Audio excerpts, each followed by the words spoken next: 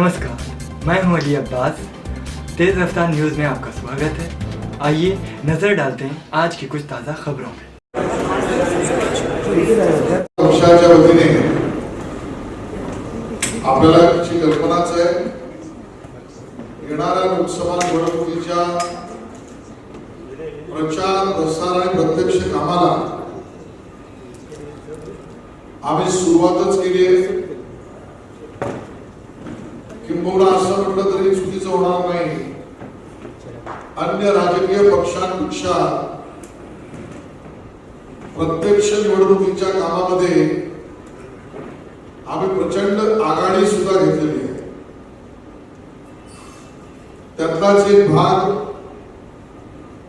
निवडणुकीमध्ये जनतेचं आणि जनतेसाठी, नागरिकांचं आणि नागरिकांसाठी, मतदारांचं आणि मतदारांसाठी असं घोषणापत्र म्हणजे जाहीरनामा हा भारतीय जनता पार्टी केवळ पक्षाचा म्हणून काढणार नसून त्यामध्ये नागरिकांच्या सूचना याला जास्त महत्व द्यायचंय ते राहिल्याने यावेळेला त्याचा कार्यक्रम सुद्धा आम्ही ठरवला आहे। आणि म्हणून मुंबईत भारतीय जनता पार्टी विकसित भारत संकल्प पत्र अभियान, विकसित भारत संकल्प पत्र अभियान या नावाने संपूर्ण मुंबईवर एक अभियान चालवणार आहे। मॅनिफेस्टो हा लोकांच्या प्रत्यक्ष सूचनांवर आधारित असावा असे निर्देश आम्हाला भारतीय जनता पार्टी अखिल भारतीय अध्यक्ष माननीय नड्डाजी यांनी दिले।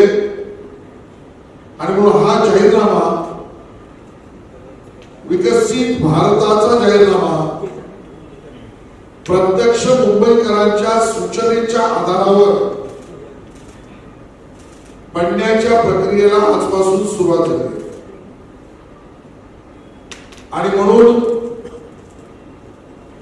संपूर्ण मुंबईतून 2 लाखाच्या वर सूचना या मुंबईकरांच्या वतीने विकसित भारत संकल्प पत्रामध्ये जोडण्याचा आम्ही निर्णय केलेला आहे।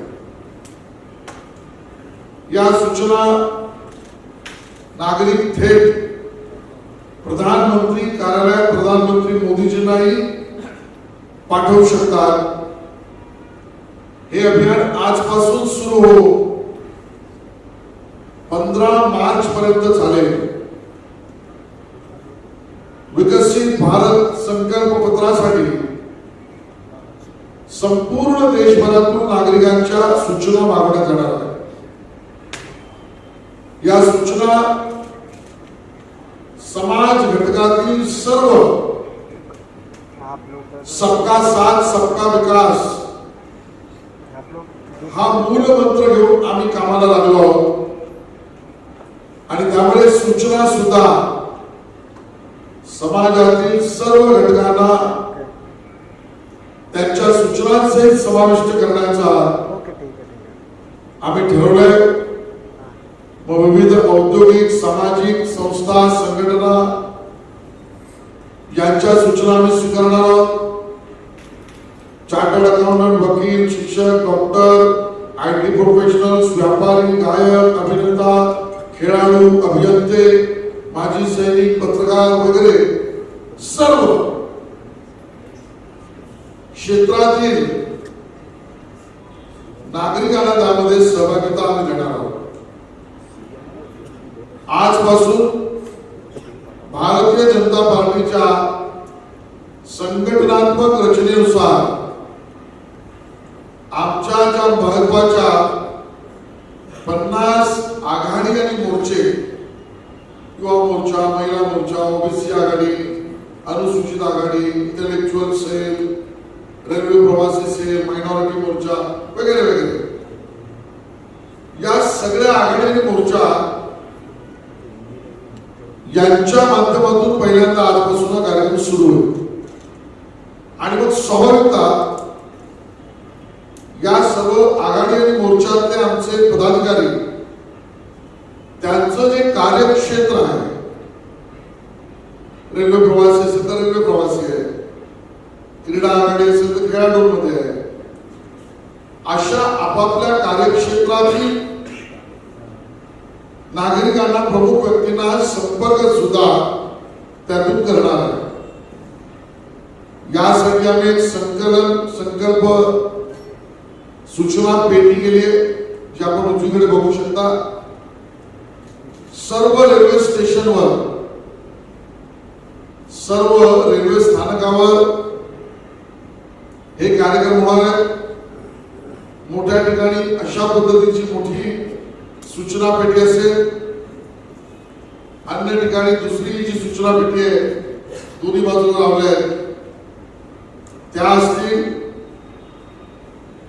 एक नंबर केंद्रीय स्तरावरून आम्ही नागरिकांसाठी त्या ठिकाणी घोषित करतो, 9090902024.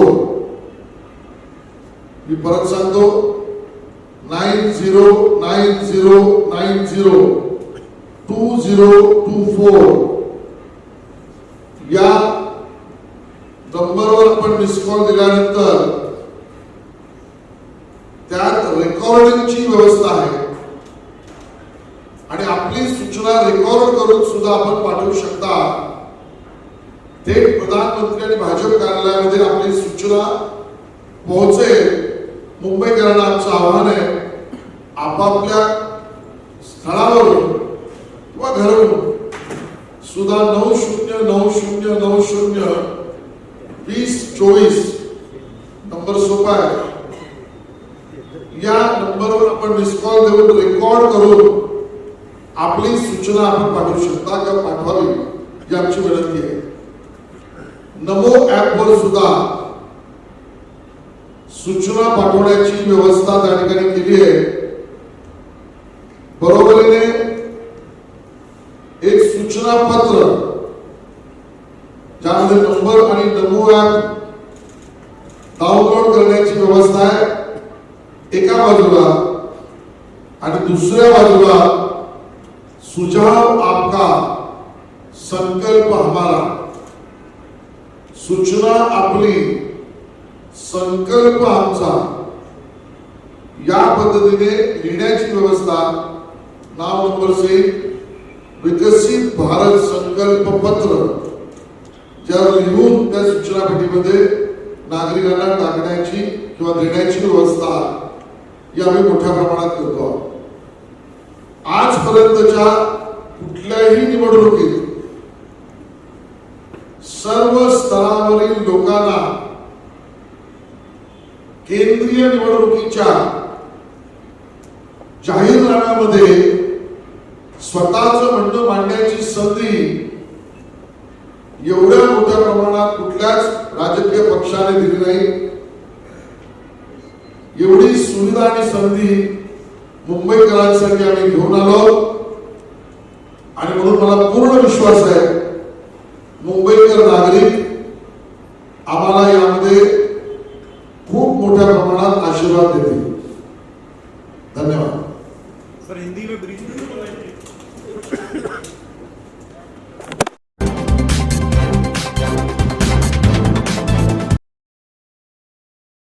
नमस्कार, मैं हूं अली अब्बास.